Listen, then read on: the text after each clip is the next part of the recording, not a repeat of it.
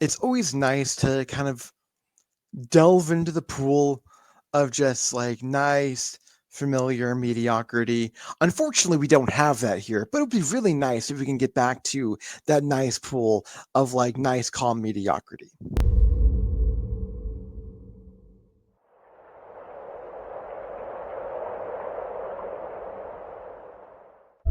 So this is where it all happened. There's this camp counselor who eats babies or something, and he lives in that cabin.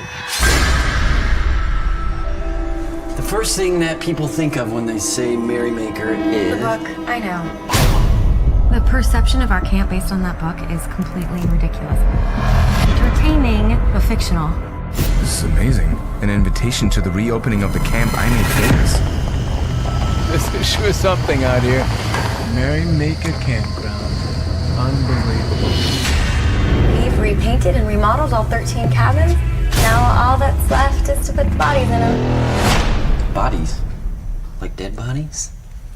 Yeah, dead bodies.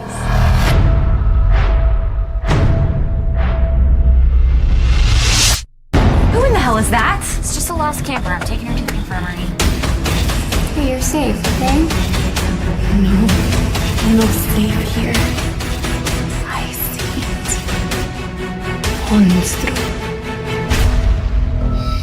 This could be the very moment.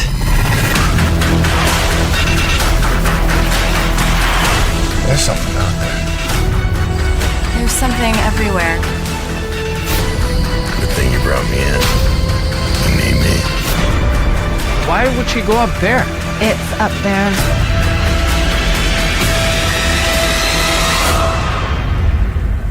I thought you said there was nothing to be afraid of.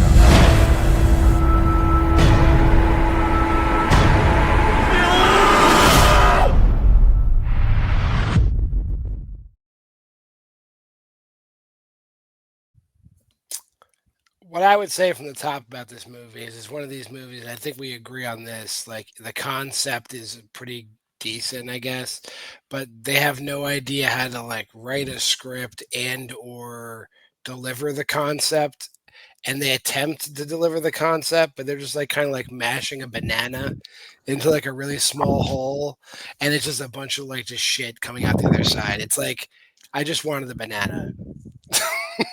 And you've given me this shit. It's pretty much what happens in this movie. So basically, like what this movie entails to me, like what this movie feels like. Again, like all this had to be was like a simple paint by numbers. This is seriously just paint by numbers horror film. This is like template 5. All they have to do is just fill in the fucking numbers. 1 is purple, 2 is blue. This is a Mad Lib movie. It's a Mad Lib movie. It's like the plot you've seen 1,000 times. It's without spoiling the movie too much. It's like a family has a secret, and there's like a monstrosity that they're keeping, but like it seems like that's like not even like people were given different scripts. It doesn't make any sense. Like I could spend the more I think about this movie, the more confused I get.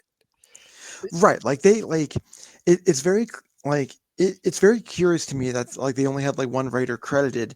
It's like, did this guy like have like 9 drafts of this movie and then get confused about which one he was writing on a nightly basis, and then just decided to combine them all just so he had a fleshed out script?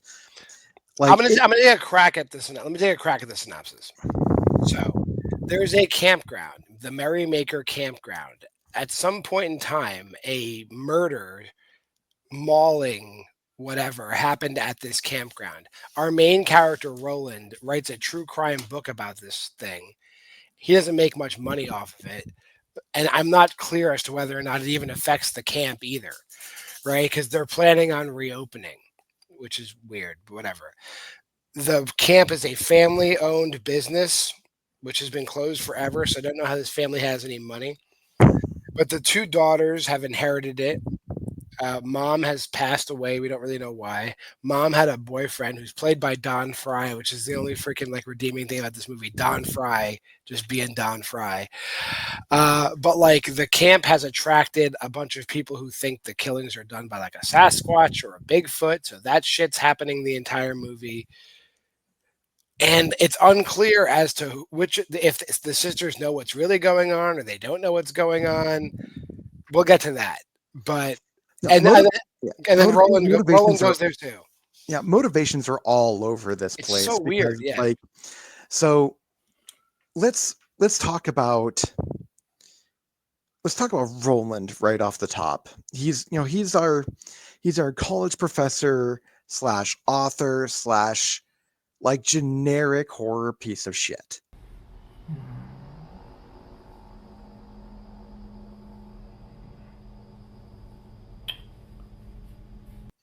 He's like, he has a pregnant wife at home, but he clearly wants to cheat on his wife the entire movie. Like, yeah, they don't even try to like make it a maybe. Like he's like irredeemable from Jump Street, because like he's clearly having an affair with one of his students. Yeah, I mean, Perfect. When can we start? I think you should clear it with Dean Winters first. Ew. He's such a creep. And then he also sleeps with one of the women who runs the camp. Like right. puts up no resistance to like her advances. Why can't you look me in the eye when you say that? Because I'm not used to such. Robert, you could be my student. I'm not. Yeah, absolutely not. Like, well, okay, he puts up like a very like casual like, oh wait, I'm married. Well, she ain't here. Good point. Like, yeah, really, dude.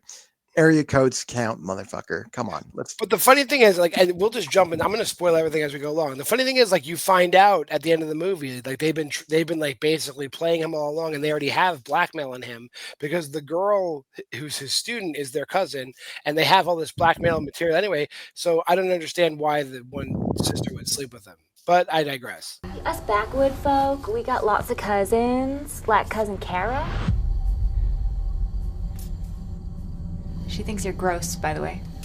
I don't either, especially since like when the ending happened, like I kind of want to keep the ending to the of the ending, like for the ending of the episode. Oh yeah, the ending makes no sense whatsoever. It is such a stupid fucking ending. Yep. But I digress. So Roland gets notification about the campground that he made famous in his book, like the Merrymaker Murders or whatever the fuck this thing is called. It's the dumbest fucking title ever. And the book that put him on the map, the one only book, of course. Like, this is right out of Stephen King's playbook. Rumor has it that they're reopening the campground, so so they want him to like be part of the ribbon cutting ceremony, essentially. Dear Mr. Baumgartner, I must first start by saying I'm your biggest fan. Ooh. Sounds good so far. My name is Marilyn Bishop. You would not recognize me, but I'm my family owner of the Merrymaker campgrounds. And so he travels up there, even though his wife told him, no, please don't go up there. We have too much shit to go do down here. And so what does he do? He leaves her a lovely little note, moves on.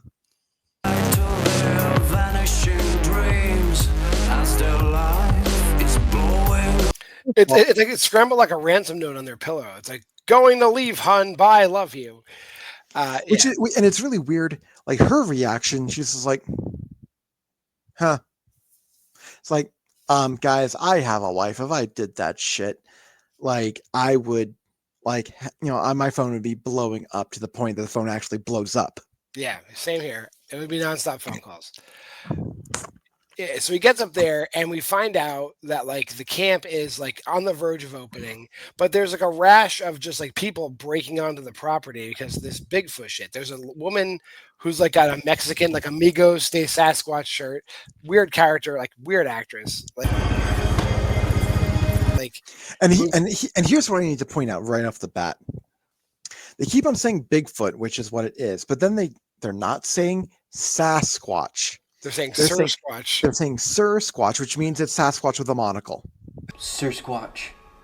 He was reported 0.67 miles from here. That's why I'm here. Sirsquatch. Yes. Yeah. Sirsquatch. So there's Lupita, who's like been attacked. You see her get attacked at the beginning of the movie, and she's a survivor of this Bigfoot attack.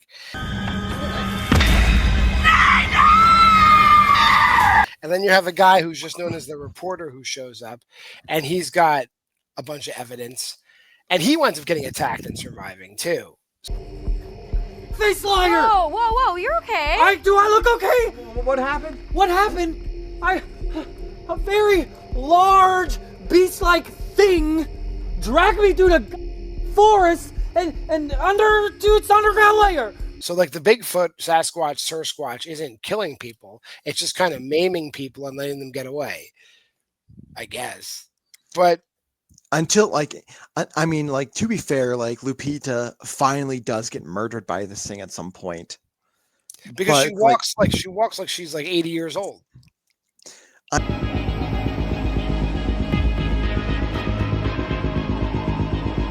I mean, like when you allegedly, like I imagine, like if one of these attacks actually did happen, I'm sure you would be limping too, because it's like as built as you are, my friend, you're not handling a 7-foot Sasquatch. But the thing is, when she gets killed, she's just like walking like this. Like she's obviously afraid, but she's not running anywhere. She's like going as slow as possible.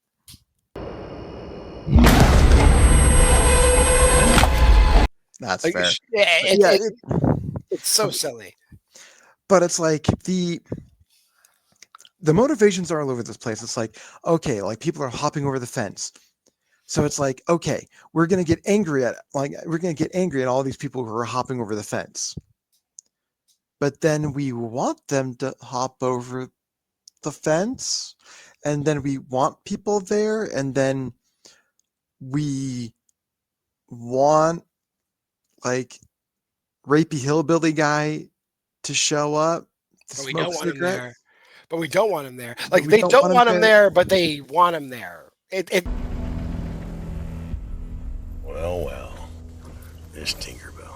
Like it's so, like it's like nobody. There was no script supervision at all in this movie. It's like, yeah, I don't get it. Yeah, I'm the more we talk about this film, John, the more I think we were just way too generous in our reviews. Yeah, but it's still not as bad as like other there's. Put it this way, that's fair. The other movies we review have things that are just bad in them. There's nothing bad here. It's just a good movie that falls apart. I mean, but at least when good movies fall apart, they fall apart in very interesting ways. This one is so fucking perplexing of how it fell apart, because at least when they fall apart, you can still piece together what happens in the film. Like, I don't know why I'm doing thriller hands right now, to be honest, but this is how fucking stupid this film is. Yeah. But yeah, just god damn it.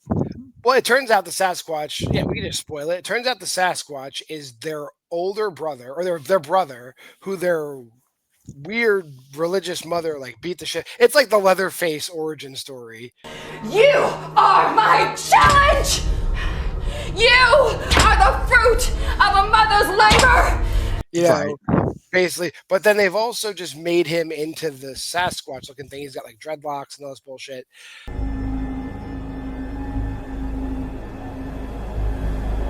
It's their brother Wayne. Yeah, this is Leatherface meets the Village. Yeah, it's their brother Wayne. But the dude, Burl, Don Fry's character, knew this the whole time and didn't share this with them, even though like the two sisters know that this thing exists on the property and it is killing people and or maiming people, because they're going to the thing of making sure anybody that comes on the property with a video camera, they take the videotapes or wipe out their videotapes. So they know what's going on, but they just don't know the one piece that it's their brother. Not that that changes anything. It's so frustrating to talk about this fucking movie. Well, especially since like there's like they throw in this weird conspiracy thing, this like weird family conspiracy thing, because with the student that Roland clearly wants to fuck and is having like these weird sexting conversations, like these weird PG-13 sexting conversations. Now you show me.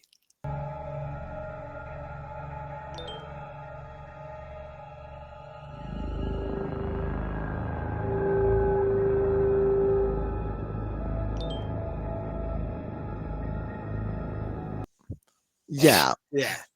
And like that being their cousin, it's like, no, obviously, look, all these people are related. So so do they know? Do they really not know? Like, do I care? Should I care? No. So then, like, there's like a weird Mexican standoff bullshit, and then he winds up, like, Roland winds up getting maimed too, but he somehow makes it all the way back to his house. Roland? Who did this to you?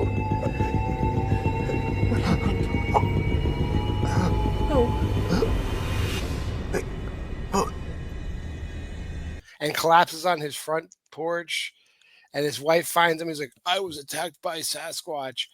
And then The next day, whenever he recovers, we'll say it's a few days, whenever he recovers, she's written her own book, and the monster, or the animal among us, is Roland, because he's a cheater.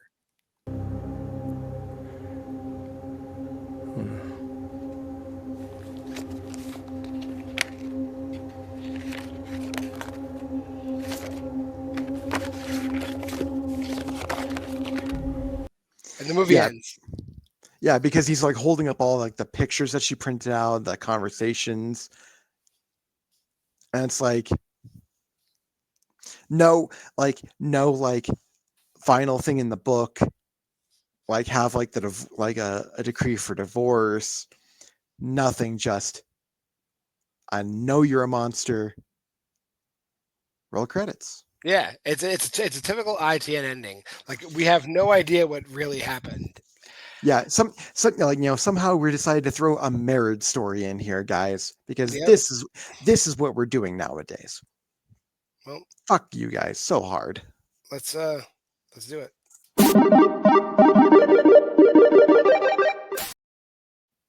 I'll go first. As confusing as it is, there's some decent people in this movie, and I said it a couple times. Don Fry is in this movie, and Don Fry. So that made me happy. So I'm gonna give it a 2. Will.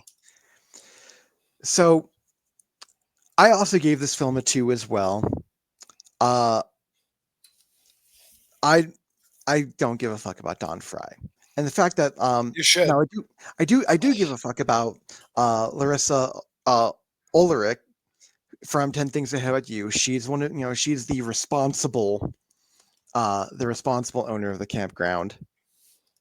But the one thing I will say about this, one positive thing I can take away, is that of all the films that we've seen, I think the performances are actually not terrible here. Not terrible. No. Like these like listening to the dialogue, although it was like very like this dialogue wasn't written in crayon, just wasn't proofread. Yeah, they just didn't. They didn't like make any sort of semblance of an actual story. No, there's definitely not a second draft of this film. There's just first drafts of 9 scripts that they just smashed together.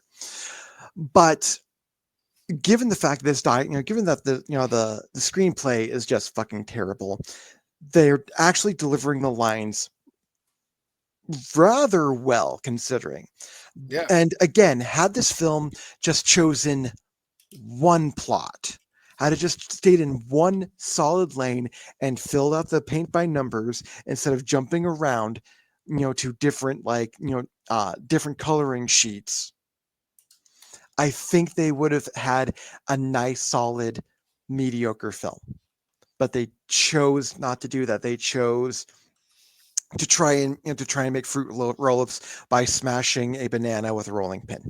That's pretty much what happened. Just wanted the banana. And that's it for Animal Among Us. Next week we are going to start tackling the it's 2 movies, but it's Clown Motel, and with that title, my hopes are not high. But Clown Motel next week. If you made this far in the video, like, comment, subscribe, and share. Go to the Facebook group at Why We Love Horror. Go to the old website there. That's the Why We Love Horror Challenge. You can get all the prompts.